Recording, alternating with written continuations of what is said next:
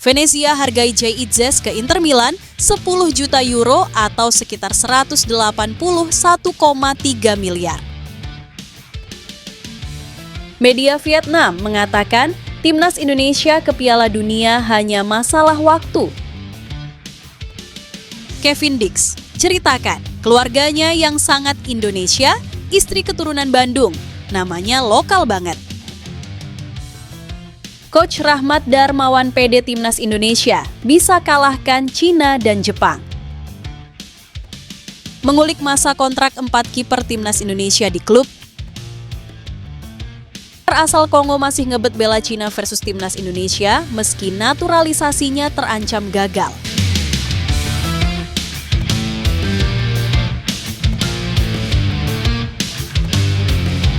Venezia hargai Jay Itzes ke Inter Milan 10 juta euro atau sekitar 181,3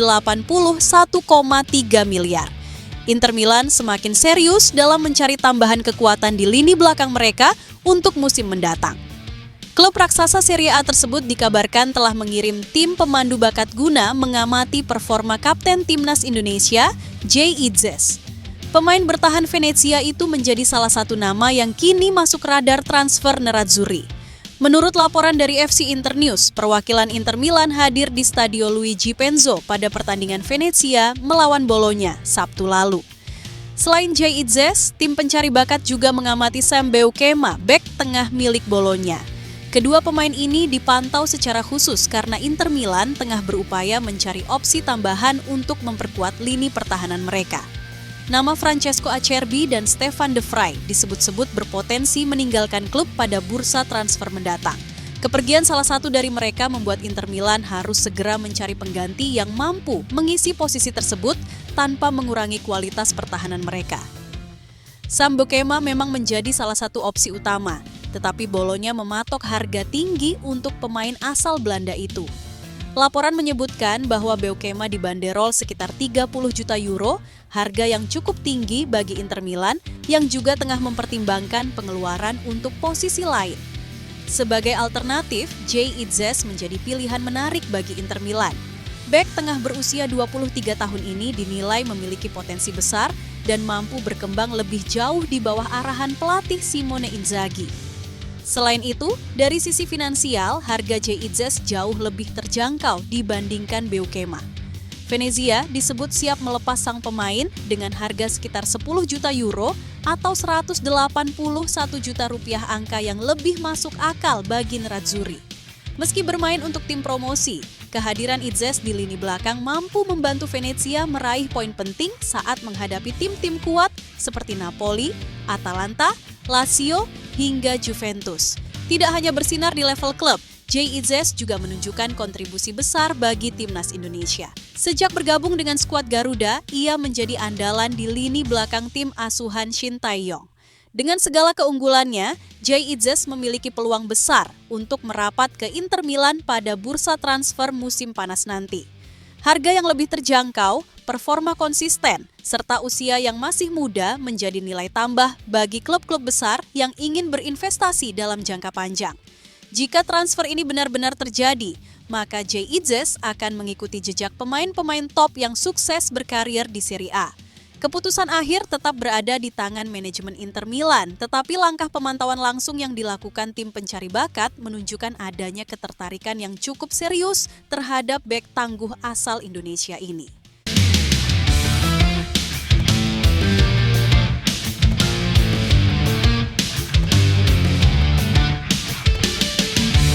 Media Vietnam mengatakan Timnas Indonesia ke Piala Dunia hanya masalah waktu. Timnas Indonesia telah menjalani 2 pertandingan lanjutan ronde ketiga kualifikasi Piala Dunia 2026 zona Asia. Timnas Indonesia kini mengemas 9 poin dan berada di urutan keempat, terpaut 4 angka dari Australia, 13 poin, dan Arab Saudi, 10 poin. Secara matematika, gap 4 dan 1 poin di 2 laga tersisa masih bisa dikejar. Selanjutnya, Timnas Indonesia punya 2 pertandingan tersisa untuk menyelesaikan ronde ketiga kualifikasi Piala Dunia 2026, yakni menjamu Cina pada 5 Juni mendatang dan bertandang ke markas Jepang 5 hari kemudian. Peluang timnas Indonesia masih terbuka lebar untuk lolos ke putaran final Piala Dunia 2026. Baik itu melalui tiket langsung dengan finish di posisi kedua atau harus menempuh ronde keempat jika berada di posisi 3 atau 4 pada klasemen akhir nanti.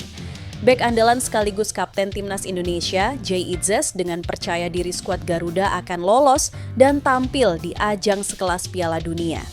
Omongannya kali ini mendapat perhatian dari media Vietnam, The Tao 247. Media Vietnam tersebut memuat artikel dengan diberi judul Gelandang Naturalisasi Indonesia. Menghadiri Piala Dunia hanya masalah waktu yang dimuat pada Rabu, 2 April 2025. Dalam tulisannya, The Tao 247, gelandang Kapten Jay Itzes menilai cepat atau lambat tim Indonesia akan tampil di Piala Dunia dan itu hanya tinggal menunggu waktu saja. Dengan situasi grup C saat ini, meski tanpa tiket langsung ke final, tim Indonesia masih berpeluang besar untuk melaju ke babak keempat kualifikasi.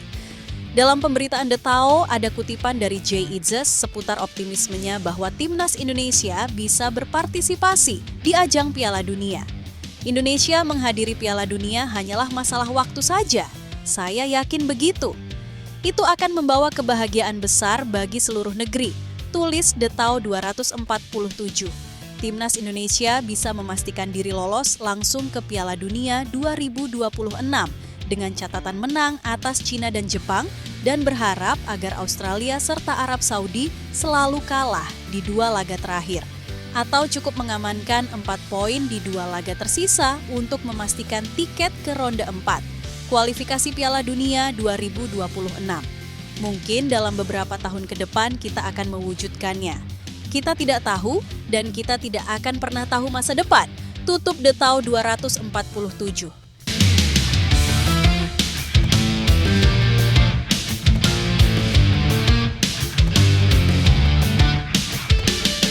Kevin Dix, ceritakan keluarganya yang sangat Indonesia, istri keturunan Bandung, namanya lokal banget. Bek timnas Indonesia, Kevin Dix menceritakan keluarganya yang ternyata sangat Indonesia.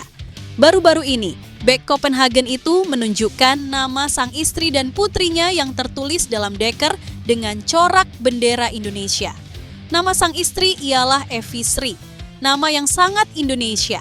Kevin Dix selalu menjawab pertanyaan dari followernya bahwa sang istri juga keturunan Indonesia. Ayah istri saya berasal dari Bandung, lahir dan tinggal di sana selama 12 tahun, jawab Kevin Dix. Menurut bek keturunan Maluku itu, sang istri juga pernah tinggal di Lombok selama 3 tahun. Di Lombok, keluarga dari istrinya memiliki sebuah restoran di Kuta. Sang putri namanya juga sangat Indonesia, Naya Aiden Dix. Kevin Dix darah Indonesia mengalir lewat sang ibu bernama Natasja Dix Bakarbesi. Orang tua ibunya berasal dari Desa Waai, Kecamatan Salahulu, Ambon, Kabupaten Maluku Tengah, Maluku. Orang tua ibu saya lahir di pulau kecil Ambon dan mereka pindah ke Belanda untuk mencari kehidupan yang lebih baik setelah perang. Ujar Kevin Dix kepada media Denmark Bold pada beberapa waktu lalu. Kevin Dix adalah anak ketiga dari pasangan Raymond Dix dan Natasja Dix Bakarbesi. Mantan pemain Fiorentina itu memiliki 2 kakak laki-laki dan 1 adik perempuan. Kakak Kevin bernama Randall Dix dan Jamaro Dix, sedangkan sang adik namanya Jane Dix. Kedua abangnya juga pernah menggeluti dunia si kulit bundar. Mereka bermain di tim yang sama, AVV Columbia, pada 2021. Kevin Dix bisa dibilang memiliki jejak keturunan Indonesia yang dekat. Ibunya, meski sudah menjadi WN Belanda, 100% berdarah Indonesia. Nenek Dix dari pihak ibu berasal dari Morotai, Maluku Utara, sedangkan kakeknya berasal dari Ambon. Kevin Dix belum lama ini menjawab pertanyaan dari fansnya melalui akun Instagram eksklusif. Banyak yang bertanya mengenai Indonesia, terutama destinasi liburan. Ternyata Dix sangat menyukai Lombok. Ia juga memiliki keluarga yang tinggal di Lombok. Kevin juga ingin tinggal di Lombok setelah pensiun. Saya lebih suka Lombok ketimbang Bali karena lebih tenang, terus juga bisa bertemu dengan keluarga. Mungkin nanti saya pindah ke Lombok setelah pensiun nanti, jawabnya.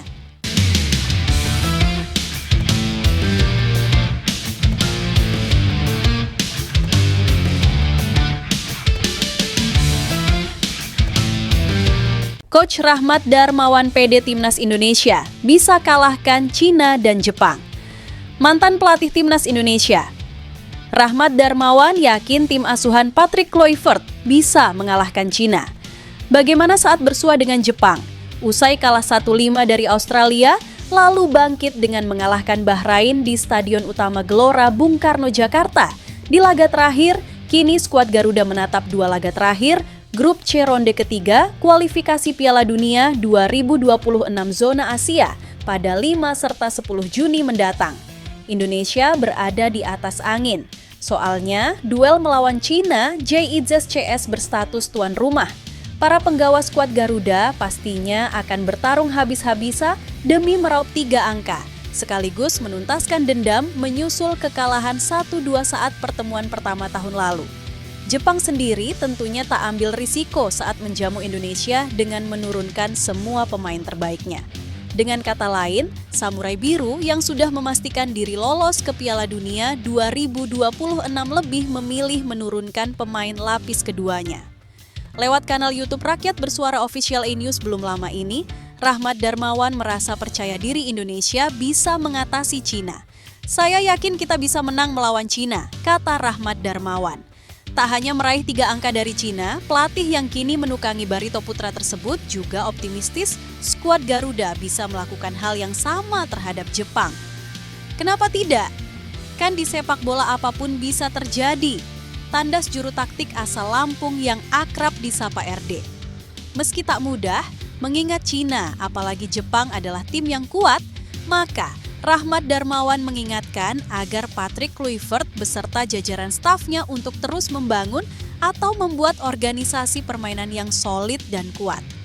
Jadi, kita yang selalu terpenting adalah berusaha untuk membuat organisasi permainan untuk menang dulu, ujarnya. Indonesia saat ini berada di posisi keempat klasemen grup C dengan torehan 9 poin hasil dari 2 kemenangan, 3 kali seri, dan 3 kali kalah. Jika bisa mengatasi Cina dan mencuri poin dari Jepang, maka mimpi Indonesia untuk bermain di Piala Dunia 2026 masih terbuka lewat jalur play-off.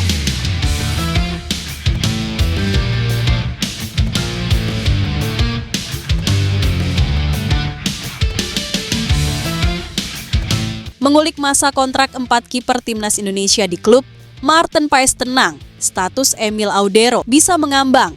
Maarten Paes, Emil Audero Mulyadi, Nadeo Argawinata, dan Hernando Ari harus dapat kepastian masa depannya di klub agar tak mengganggu performa saat Timnas Indonesia melanjutkan perjalanan pada putaran ketiga kualifikasi Piala Dunia 2025. Berikut daftar kejelasan para kiper Timnas di klubnya masing-masing. Nama yang pertama, Maarten Paes di FC Dallas. Status kiper utama Timnas Indonesia ini dipastikan aman bersama FC Dallas di pentas MLS alias Liga Amerika Serikat. Maarten Paes yang mulai bergabung dengan FC Dallas sejak 7 Juli 2022 itu beberapa kali memperpanjang kontrak. Dia sudah mendapatkan ekstensi masa kerja hingga 31 Desember 2026. Namun ada klausul opsi perpanjangan 2 tahun lagi. Dengan syarat performa Maarten Paes sangat memuaskan pihak FC Dallas.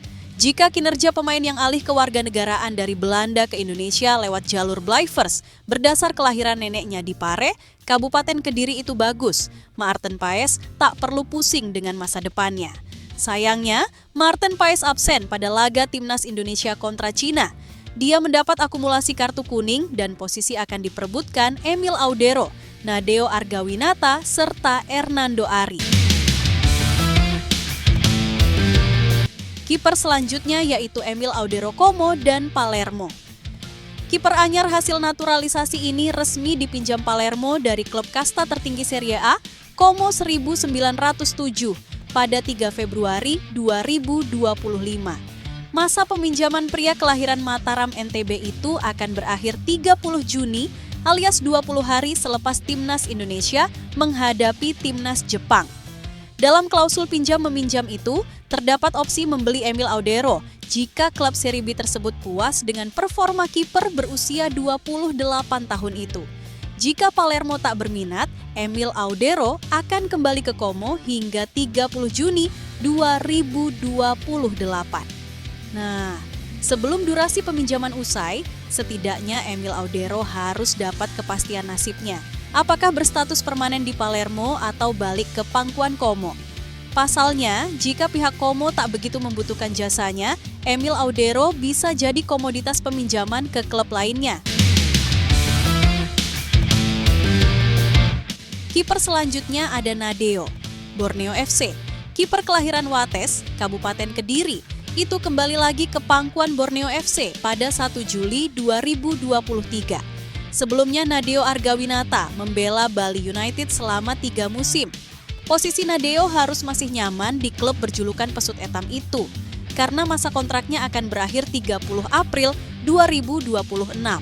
Meskipun performa dia di BRI Liga 1 2024-2025 penuh anomali.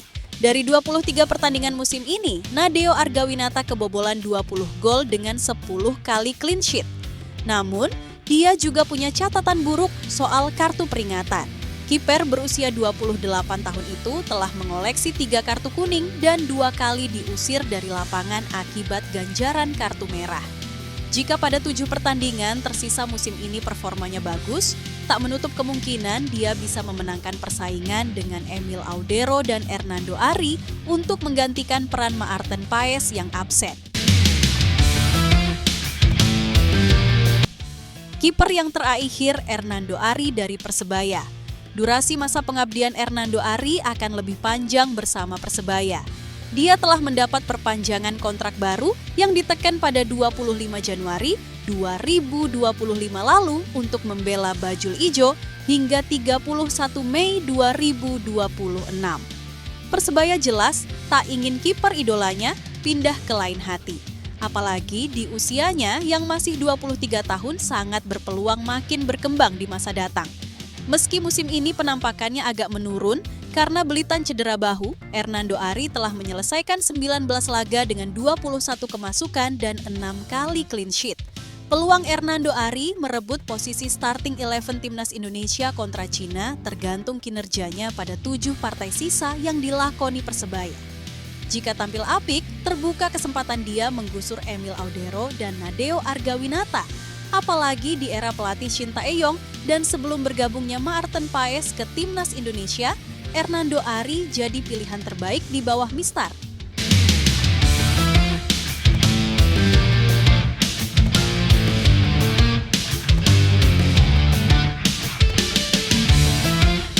Pelatih Korea Selatan sanjung timnas Indonesia U17 jelang Piala Asia U17. Kekuatan keseimbangan pertahanan dan teknik individu menyerang. Pelatih timnas Korea Selatan U19, Baek Ki-tae, memuji timnas Indonesia U19. Dia menganggap tim berjuluk Garuda Asia itu sebagai lawan yang kuat.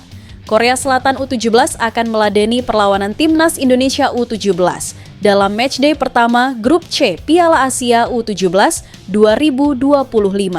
Timnas Indonesia U17 adalah satu di antara tim terkuat di Asia Tenggara. Ujar Baek Ki-tae dinukil dari laman AFC. Kekuatan mereka adalah keseimbangan pertahanan yang terorganisasi dengan baik dan teknik menyerang yang individual. Lanjutnya, Baek Ki-tae pantang menganggap remeh timnas Indonesia U17. Untuk itu, Korea Selatan U17 akan melakukan persiapan semaksimal mungkin demi meredam Garuda Asia. Jadi, kami harus mempersiapkan permainan kami dengan baik, ucap Baek Ki-tae. Baek Ki-tae juga membocorkan filosofi permainan Korea Selatan U17. Tim dengan julukan Taeguk Warriors itu bakal menunjukkan ciri khas made in Korea. Prinsip permainan dan model permainan kami selaras dengan filosofi sepak bola teknis Korea, made in Korea, yang menekankan permainan cepat, tak kenal takut, dan fokus, ucap Baek Ki-tae. Melalui ini, kami membentuk gaya proaktif dan dinamis tim kami, kata arsitek tim berusia 45 tahun tersebut.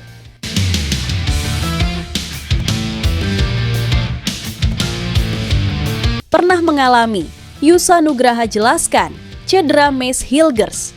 Terkesan sepele, padahal harus cepat ditangani. Masih banyak yang bertanya-tanya terkait cedera yang menerpa Mace Hilgers saat timnas Indonesia bentrok kontra Australia dalam matchday 7 Grup C putaran ketiga, kualifikasi Piala Dunia 2026 zona Asia pada 20 Maret lalu. Dalam kekalahan 1-5 tersebut, Mace Hilgers tak bisa melanjutkan pertandingan dan ditarik keluar pada menit ke-60. Bek kepunyaan FC Twente itu mengalami cedera setelah bertabrakan dengan salah satu pemain Australia. Apa dan bagaimana sebenarnya cedera Mace Hilgers? Yusa Nugraha lewat kanal YouTube-nya belum lama ini membahasnya panjang lebar. Jadi Mace ini cedera di selangkangan kaki. Kalau di Eropa itu namanya cedera groin. Cedera groin cukup serius dan aku pernah mengalami cedera ini. Juga saat bermain di sini di Liga Indonesia, kata Yusa Nugraha. Menurut Yusa Nugraha, cedera harus kudu ditangani dengan cepat, karena kalau tidak bisa lebih parah. Nah guys, ini bisa cedera menjadi yang cukup parah kalau tidak langsung ditreatment dengan cepat dan dengan baik. Karena kalau cedera groin ini bisa sampai berbulan-bulan, ujarnya. Tapi kalau ditreatment dengan cepat, ini bisa sembuh dalam seminggu atau 2 minggu. Kita tahu setelah Mace bermain di Australia, dia mengalami cedera groin dan dia ikut balik ke Indonesia, katanya. Dan saat di Indonesia langsung diperiksa tim medisnya PSSI dan dibawa langsung MRI scan buat melihat apakah cedera groinnya Mace ini parah atau enggak. Kita tahu dari Pak Sumarji, hasil dari MRI scan Mace butuh penanganan. Berarti Mace mengalami cedera groin yang belum cukup parah mungkin, tapi membutuhkan penanganan segera. Mace Hilgers kemudian memutuskan kembali ke klubnya di Belanda. Itu berarti ia absen melawan Bahrain di Jakarta. Maka itu Mace kembali langsung ke klubnya FC Twente untuk langsung ditreatment oleh tim medisnya FC Twente. Supaya dia bisa cepat sembuh tentunya. Karena kita tahu tim medis di Eropa itu pasti punya fasilitas yang standarnya tertinggi, standarnya FIFA. Itulah kenapa Mace langsung balik ke klubnya. Kenapa Mace langsung balik ke klubnya? Karena dia butuh treatment segera. Karena kalau nggak ditangani dengan cepat, cederanya bisa tambah parah dan recovery-nya bisa sampai 1 atau 2 bulan. Kalau sampai seperti itu, kita takut nantinya di bulan Juni Mace belum fit 100% tentunya. Karena 2 bulan off dari pertandingan dan dari latihan, itu tentunya sangat mempengaruhi performa dari pemain. Kita tentunya tak mau itu menimpa Mace karena dia adalah aset yang sangat berharga di timnas, tuntas Yusa Nugraha.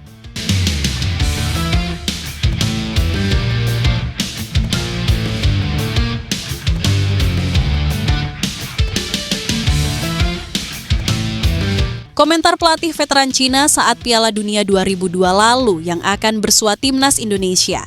Timnas Cina baru saja menelan 2 kekalahan beruntun pada FIFA Matchday Maret 2025 atau laga ke-7 dan ke-8 ronde ketiga kualifikasi Piala Dunia. Mereka harus mengakui kekalahan dari Arab Saudi dan dipecundangi tamunya Australia. Hasil negatif melawan Arab Saudi dan Australia membuat Cina masih terjerembab di dasar klasemen grup C dengan 6 poin. Pasukan Branko Ivankovic kini harus berjuang keras untuk menang atas timnas Indonesia dan Bahrain pada bulan Juni untuk menjaga impian Piala Dunia tetap hidup. Selanjutnya, timnas Cina akan bertemu timnas Indonesia pada 5 Juni 2025 disusul laga kandang menjamu Bahrain 5 hari kemudian. Lantas bagaimana peluang tim negeri tirai bambu? Cina tercatat baru sekali merasakan Piala Dunia, yaitu pada tahun 2002. Kala itu, mereka gagal mentas dari fase grup karena gagal meraih poin. Timnas Cina sebenarnya punya predikat bukan tim ecek-ecek di setiap kualifikasi Piala Dunia. Bahkan mereka pernah ikut menembus putaran final pada Piala Dunia edisi 2002 di Jepang dan Korea Selatan. Sementara dalam perjalanan menuju Piala Dunia tahun depan, Zhang Yuning dan kolega tertatih-tatih di ronde ketiga. Tim yang dibesut Branko Ivankovic ini baru meraih 2 kemenangan dan 6 kekalahan. 2 kemenangan itu mereka dapat dengan mengalahkan timnas Indonesia dan tuan rumah Bahrain. Adapun 6 kekalahan mereka didapat dari Jepang, Arab Saudi, dan Australia, masing-masing 2 kali pertemuan. Pelatih legendaris timnas Cina berkomentar Bora Milutinovic adalah sosok yang sangat familiar bagi persepak bolaan Cina. Ia merupakan pelatih timnas Cina saat tampil di Piala Dunia 2002. 4 tahun sebelumnya, Bora Milutinovic mengantarkan Nigeria sukses menembus babak 16 besar Piala Dunia 1998 di Prancis. Pria asal Serbia berusia 80 tahun itu memang dikenal sebagai pelatih berbakat di eranya. Baru-baru ini ia kembali hadir di Cina untuk menghadiri upacara proyek amal sepak bola sebagai bintang tamu. Ia mendapat pertanyaan dari media setempat soal dapatkah timnas Cina bisa lolos ke putaran final Piala Dunia 2026? Ya, para pemain harus percaya bahwa mereka dapat memenangkan pertandingan, mereka memiliki kemampuan untuk mencapai Piala Dunia. Saya mengucapkan semoga sukses kepada mereka. Tutur Bora Milutinovic.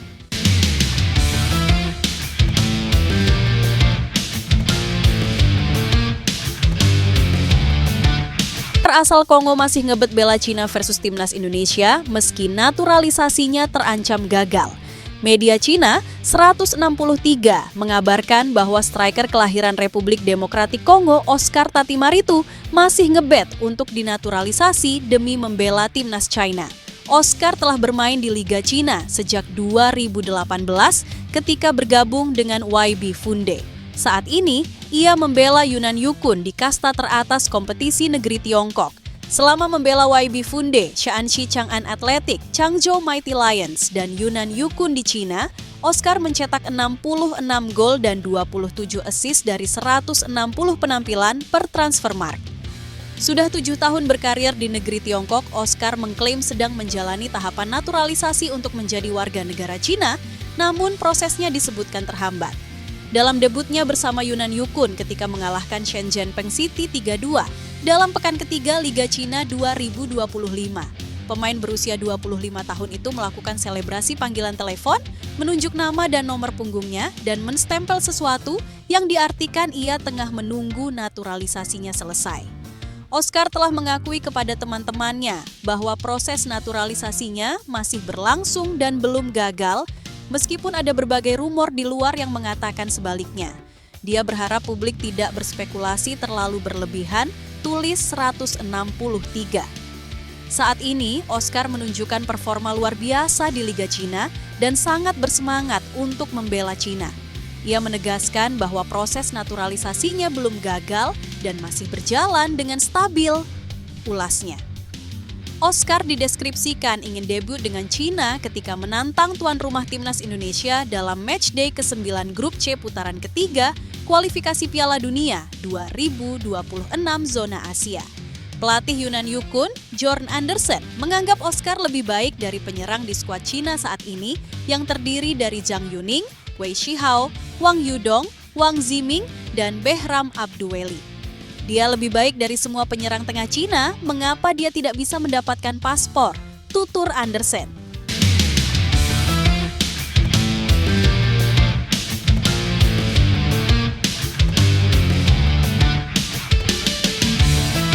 Disebut media Belanda akan merapat bela timnas Indonesia, Tristan Goijer angkat bicara soal sepak bola Indonesia. Tristan Goijer, tengah santer, dikabarkan bakal merapat bela timnas Indonesia. Di tengah santernya kabar itu, Tristan angkat bicara soal sepak bola Indonesia. Tristan mengakui sepak bola Indonesia termasuk tim nasionalnya terus berkembang. Hal itu membuat menjadi daya tariknya dapat menjadi bagian dari timnas Indonesia. Sebelumnya, perwakilan PSSI dikabarkan sudah membuka komunikasi dengan Tristan. Hal itu bertujuan agar sang pemain bisa menjalani proses naturalisasi secepatnya. Tristan sendiri mengetahui tentang sepak bola Indonesia meskipun tidak secara detail. Sebab banyak pemain asal Belanda yang menjalani proses naturalisasi sehingga menambah kekuatan timnas Indonesia. Saya sangat menghormati sepak bola di Indonesia dan saya melihat perkembangan yang dialami tim nasional, kata Tristan. Dilansir dari laman Voetbal Primer, Kamis 3 April 2025. Tristan mengatakan ada kemungkinan dirinya bisa membela timnas Indonesia. Namun, dia memprediksi hal itu baru-baru bisa terjadi beberapa tahun ke depan. Saya tidak menutup kemungkinan untuk masa depan, katanya. Kabar ketertarikan PSSI memproses Tristan di saat timnas Indonesia sedang berjuang dalam Grup C putaran ketiga kualifikasi Piala Dunia 2026 zona Asia. Mereka kini berada di posisi keempat dengan 9 poin. Dalam laga terdekat, timnas Indonesia akan bersua dengan Cina. Laga itu akan berlangsung di Stadion Utama Gelora Bung Karno, SUGBK, Jakarta pada 5 Juni 2025. Sebelumnya, media Belanda, Voetbal Primer mengatakan bahwa Tristan Goijer bakal merapat ke timnas Indonesia. Disebutkan bahwa PSSI telah melakukan kontak dengan Tristan Goijer untuk melakukan proses naturalisasi untuk membela timnas Indonesia. Tristan Goijer digadang-gadang bakal menjadi pemain berikutnya yang akan dinaturalisasi oleh PSSI. Kabar tersebut menyusul isu Miliano Jonathan yang akan merapat ke timnas Indonesia setelah ayahnya melakukan prosesi mu'alaf. Federasi Sepak Bola Indonesia sekarang telah menghubungi Tristan Goijer. Negara Asia itu berharap untuk meyakinkan Ajacsiet yang dipinjamkan ke PC Zwolle musim ini untuk bergabung dengan pelatih kepala Patrick Kluivert untuk Indonesia, bunyi keterangan unggahan Voetbal Primer dalam Instagram.